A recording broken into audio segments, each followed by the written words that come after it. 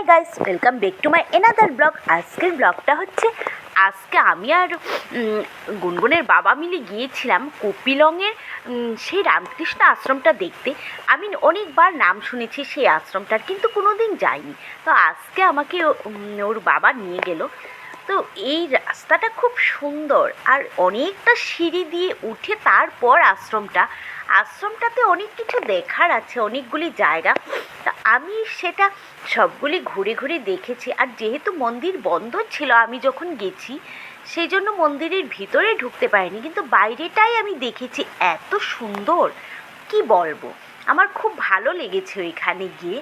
তো অনেক কিছু দেখার মতো আছে, আমি সবগুলি একটু একটু দেখিয়েছি আমার ভিডিওতে, যতটা সম্ভব তোমরা দেখতে থাকো। Porque lo tomo esto como que el hombre se encuentra ahorita de Parral. Imagino que esta carne está buena, porque nadie ha regresado.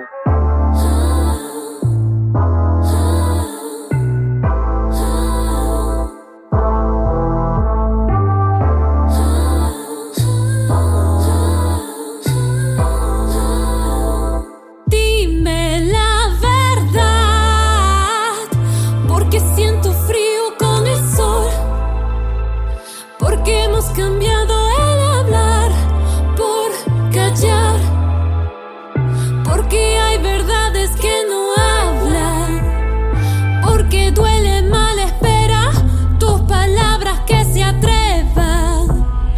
Dime lo que no quiero oír, dime lo que no quiero oír, dime lo que no quiero oír, dime lo que no quiero oír, dime lo que no quiero oír. Luna que me baña, এটা হচ্ছে কি গুলমরিচের গাছ। আমি কখনো গুলমরিচের গাছ দেখিনি।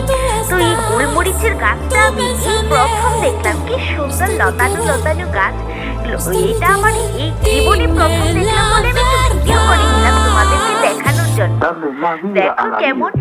আর এখানে কি সুন্দর বেগুনি কালারের ফুল, সেটা কি ফুল আমি নাম জানি না, কিন্তু সেটাকে আমি একটু ভিডিও করেছি। কারণ আমি এত সুন্দর ফুল আর এত সুন্দর, মানে জায়গাটা আমার এত ভালো লাগছিল।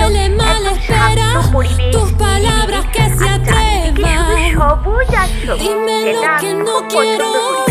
কারণ সবুজটা দেখতে আমার খুব ভালো লাগে।